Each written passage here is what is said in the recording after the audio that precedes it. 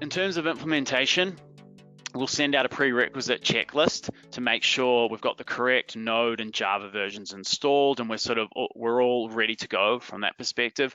We'll send across a package that contains the extension, sort of front end and back end, and an example Qlik application. So once that package has been sent out, we'll schedule an install call, and we'll generally do the install and sort of walk you through these processes over an interactive call, and we'll get your first use case up and running within the Qlik environment.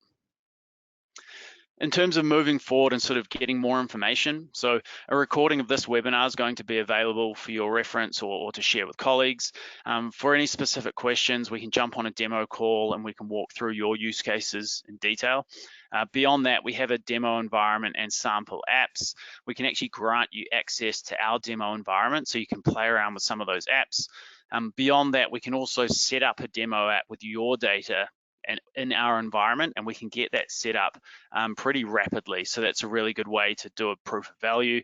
And then beyond that, we can also do a proof of value pilot within your own environment. So plenty of options there to get more information or to evaluate the extension against your use cases.